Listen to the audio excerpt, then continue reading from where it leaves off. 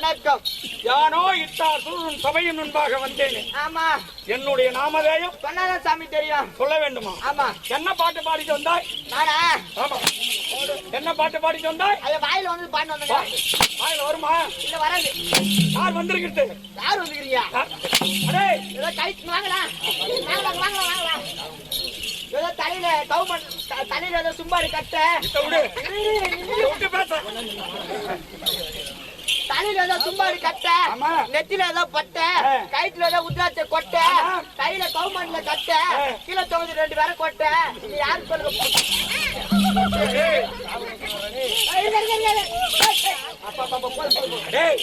தம்பி, அவர் யார் தெரியுமாடா?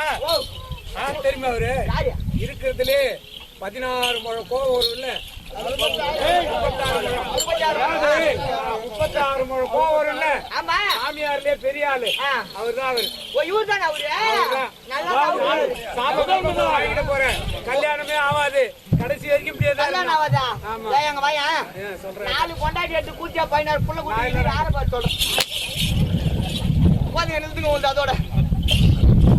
ஐயா, நானோ இட்டார் சூழன் சபையின் முன்பாக வந்தேன். ஆமாங்க. யார் என்று நன்றாக தெரியவில்லையா? சொன்னதான் சாமி தெரியும். என்னுடைய குரலை கேட்டாலே நீ ஓடி ஒதுங்கி பயந்து இருந்துக்க வேண்டும். சச்சிமா அப்படி ஒண்ணு பார்த்தா நாய் குடும்பத்துல பயந்துக்க.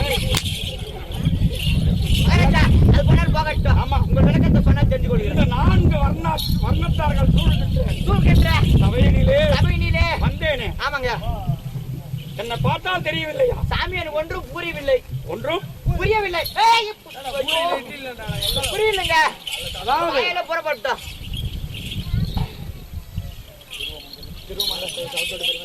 துருவ மண்டலமாய் இருக்கக்கூடிய துருவ மண்டலத்தை தக்க பரிபாலனோடு செய்து வரக்கூடிய மகாமுனிவர் தேவர் மூவருக்கு எல்லாருக்கும் அதிபதியா இருக்கக்கூடிய தேவேந்திரனுக்கும் எப்படி? ஆமாம், சுருள் 33 கோடி தேவருக்கும் தேவருக்கெல்லாம் அதிபதியா இருக்கக்கூடிய தேவேந்திரனுக்கும் அனைவருக்கும் மேலாக எனக்கென்று நானே ஒரு நாடு உற்பணம் செய்த மகாமுனிவன் நான். மகாமுனிவன். ஐயா வணக்கம் சாமி. தெரியாம பேசணும் மந்திரி அப்பா. அது மட்டுமா? கல்யாணம் ஆயிடுச்சு. நானோ எப்படி உற்பணம் ஆனேன் என்று தெரியுமா? சொன்னால்தான் சாமி தெரியும். 2011 நேத்திரம் படைத்த 2011 நேத்திரம் படைத்த ஒரு நேத்திரத்திற்கு எத்தனை முழ கோபம்? 3 முழ கோபம். 3 முழ கோபம். ஆமாம். அப்படி 2011 நேத்திரம் படைத்த எம்பெருமானாய் இருக்கக்கூடிய ஈஸ்வரன் திரிபுரத்தை எரிக்கும் செல்லும் தருவாயிலே அவருக்கு கோபமோ அதிகம். ஓஹோ. ஆமாம், அக்னி ஜுவாலை. அப்படி கோபத்தனோடு போகின்ற வேளையிலே 1 முழ கோபம் சிந்தியது. ஓஹோ. திரிபுரத்தை எரிக்க செல்லும் தருவாயிலே 1 முழ கோபம் சிந்தியது. அந்த 1 முழ கோபம் எங்கே விழுந்தது தெரியுமா? எங்க விழுந்தது? கானகம்.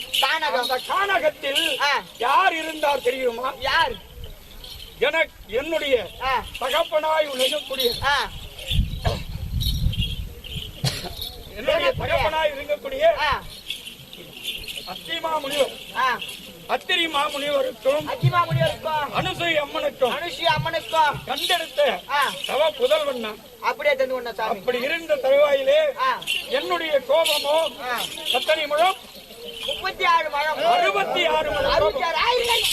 எப்படி? 66 முழம் கோபம். இல்லங்க, என் பொண்டாட்டிக்கு அப்படிதான் கோபம் வரும். எனக்கு இருப்பதோ நேத்திரம் எத்தனை? உங்களுக்கா? ஆமா. எனக்கு தெரியல சாமி. வாயில புறப்பட்டோம். எப்படி? வாய் குத்தி சூத்து பண்ணுவாங்கன்னு நான் சொல்றேன். என்னுடைய நேத்திரம் 22 நேத்திரம். ஓ, 22. ஆமா.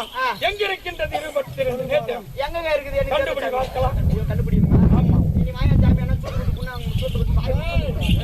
அதாவது நேரடியாக பார்ப்பதற்கு 2 கண்கள். ஓஹோ, 2 கண்கள். ஆமா. அடுத்தபடியாக கையை நீட்டு. 2 கையை நீட்டு. எப்படி? இப்படி நீட்டி பார். ஆமா. இதில் எத்தனை நகக்கண் இருக்கின்றது? 10 கண்ணுங்க.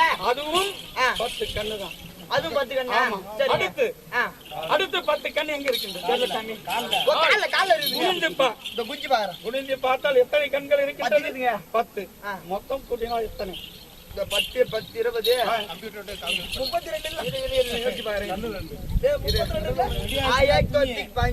32 நம்ம ரெண்டு கட்டு ஐயோ 12 தாங்க இது 12 ஆமாங்க நன்றாக இனிப்பார் 22 நேத்திரம் ஆமாங்க 10 10 ஆமா 10 10 10 10 10 குத்து குத்து இருந்து அடிக்குதுங்க ஒரு நேத்திரத்துக்கு எத்தனை முழ கோபம் எனக்கு 3 முழ கோபம் 22 நேத்திரத்துக்கு 66 முழ கோபம் ஆமாங்க அப்படி இருக்கும் தருவாயிலே ஏன் இப்படி இவ்வளவு கோப கனலோட வந்தேன் என்றால் ஏன் வந்தீங்க ஆதியொரு காலத்தில் யாரு ஆதியொரு காலத்தில் மும்மூர்த்தி தேவியாய் விளங்கக்கூடிய முப்பெரும் தேவி ஓஹோ யாரார் லட்சுமி சக்தி கிரியாசக்தி ஞானாசக்தி 3 பேரும் நான் தான் பெரியவள் நான் தான் பெரியவள் நான் தான் பெரியவள் என்று அவருக்குள்ளே ஒரு ஆணவம் கிளம்பி விட்டது ஓஹோ புறப்பட்டு விட்டது ஆமா இதை நன்று முத்து பார்த்தார் நாரத மகாமுனிவர் என்னடா இது முப்பெரும் தேவியர்க்கு இப்படி ஒரு போட்டியா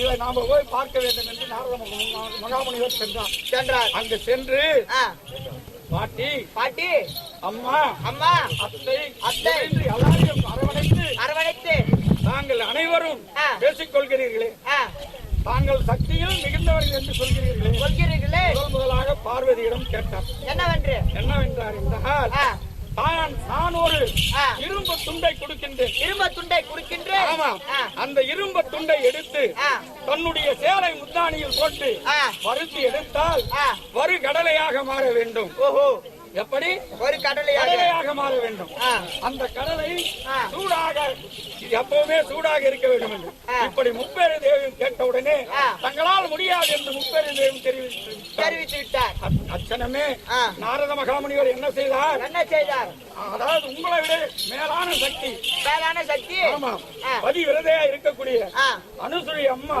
இருக்கின்றார்கள் அன்னவரால் முடியும் என்று சொல்லிவிட்டு அன்னவர் நாரத மகாமுனிவர் அனுசூயை அம்மாயிடம் சென்றார் அப்பொழுது அனுசூயை அம்மாவிடம் சென்று அந்த இரும்பு துண்டை கொடுத்து மகாமுனிவரை கொடுத்த உடனே வாங்கி அவர் அதாவது முனிவரே இது என்னால முடியுமா என்று நினைத்தார் உடனடியாக தன் கணவரானவர் அத்திரி மாமுனிவர் என்ன செய்தார் ஈஸ்வரனை நோக்கி தவம் செய்து கொண்டிருக்கின்றார் ஓஹோ அப்படி தவம் செய்யக்கூடிய அத்திரி மாமுனிவரை நினைத்து மகாமுனிவரை நினைத்து வருகடலை முத்தானியில் போட்டு வறுத்தெடுத்தாங்க கடலையாக மாறியது சூடு தன்மை குறையாம இருந்தது முப்பெரு தேவியிடம் கொடுத்து விட்டு உங்களோட சிறந்த சக்தி அனுசுரை அம்மாள் என்றார் அந்த அனுசுரையானவர் இந்த முப்பெரு தேவிக்கு என்ன கோபம் வந்துவிட்டது தங்களை விட மிகுந்த ஒரு சக்தி இருக்கின்றதா அப்படி என்று மும்மூர்த்தி தேவர்களை அழைத்தார்கள் அப்படி அழைக்கும் தருவாயிலே மும்மூர்த்தி தேவர்கள் சென்று தங்களுடைய தேவியிடம் கேட்டார்கள் என்னவென்று எங்களை விட சக்தியில் மிகுந்த சக்தி இருக்கின்றாரா நாங்கள் அவங்களை சோதிக்க வேண்டும் என்று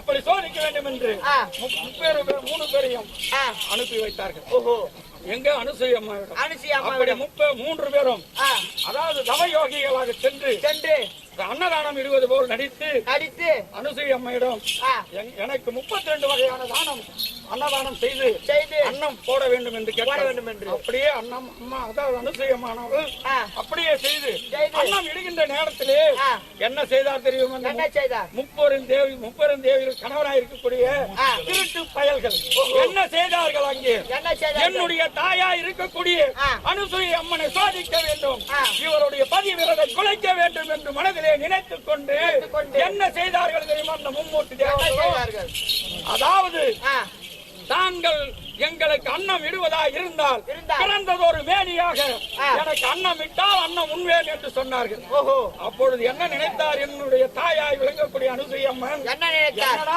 இது கேட்டதை நம்மால் கொடுக்க முடியாத போய்விடுமோ என்று மனதிலே நினைத்து தன் கணவரையும் சிவபெருமானையும் நோக்கி மனதிலே தியானம் செய்து வந்திருப்பவர் யார் என்று ஞானத்தில் அறிந்தார் அப்பொழுதுதான் தெரிந்தது 3 பேரும் வந்திருக்கக்கூடியது மும்மூர்த்திகள் என்று அப்பொழுது அன்னையானவர் என்ன செய்தார் தெரியுமா 3 பேரையும் அந்தவருக்கு பசியாற வேண்டும் நம்முடைய கடமையை செய்து முடிக்க வேண்டும் என்று உடனடியாக என்ன செய்தால் அம்மா என்ன செய்தால் 3 பேரையும் சின்ன சிறு குழந்தையாக மாற்றினார். ஓஹோ, எப்படி சின்ன சிறு குழந்தையாக மாற்றினார்?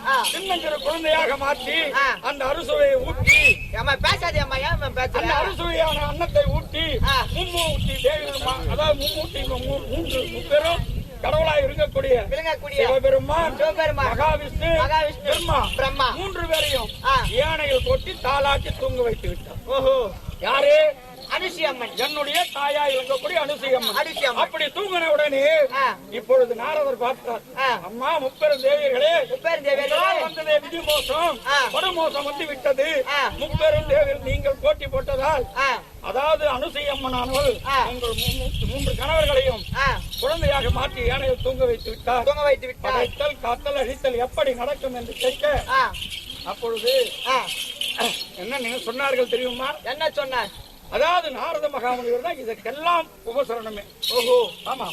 உடனடியாக சென்று தாங்கள் எல்லாம் செய்த தவறெல்லாம் ஒப்புக்கொள்ள வேண்டும் என்று சொல்ல அப்படி சொல்லும் தருவாயிலே மும்மூர்த்தி தேவர்கள் என்ன தெரிவித்தார்கள் தெரியுமா? என்ன தெரிவித்தார்? அதாவது பெரிய கடவுளா இருக்கக்கூடிய எம்பெருமான் ஈஸ்வரன் நானே உனக்கு கணவனாக வந்து எப்படி நானே உனக்கு கணவனாக வந்து உன்னை மனைந்து உன்னுடைய கற்பை குலைக்கிறேன் என்று சொல்லிவிட்டார். ஓஹோ, அடுத்தபடியாக மகாவிஷ்ணு என்ன சொன்னார் தெரியுமா? என்ன தெரிவித்தார்? உனக்கு நான் மகனாக பிறந்து உன்னுடைய தலை சிரத்தை கொண்டு விடுவேன் என்று அவர் ஒரு சபதம் நிறைவேற்றினார். அடுத்தபடியாக பிரம்மா என்ன சொன்னார்? என்ன செய்தார்? நானோ அந்தர மார்க்கமாக ஆகாயமாக அதாவது எந்தர்வ ராஜனாக ஆகாய மார்க்கமாக செல்லும் தருவாயிலே நீர் ஜலம் எடுக்கின்ற வேளையிலே என் அழகை கண்டு மதி குலைந்து நிலை குலைந்து உன்னுடைய கருப்பை இழப்பாய் என்று பேரும் தெரிவித்து விட்டார்கள்.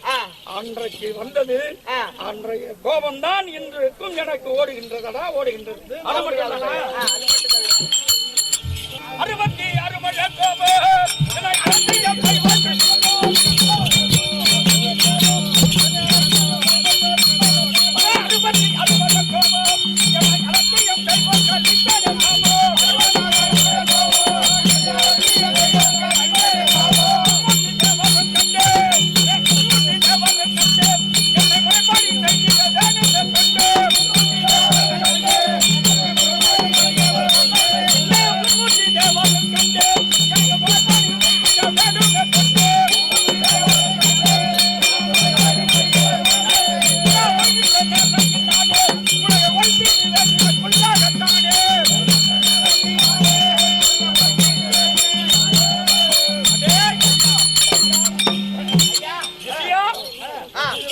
எனக்கோ 66 முழு கோபம். என்னுடைய கோபமோ அதிக ஆற்றல் மிக்கது. கொடுத்தால் கொடுத்ததுதான் திரும்பி பெற முடியாது. கடவுளால் இல்லை, எம்பெருமானால் இல்லை, யாராலையும் முடியாது. அப்பேற்பட்ட கோபம் மிக்கவன்.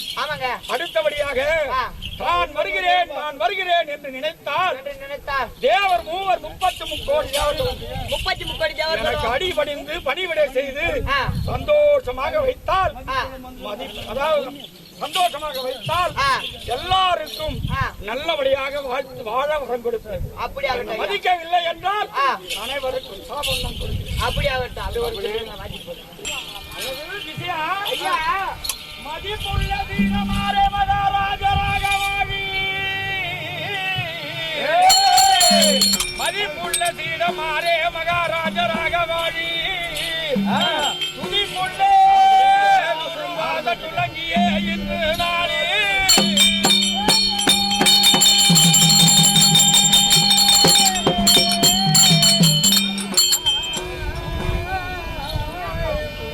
பதிப்புகள் தேவலோக பாத்திடே போக வேண்டி சதிப்புகள் வந்திட அவர்களில் எகுவோமே.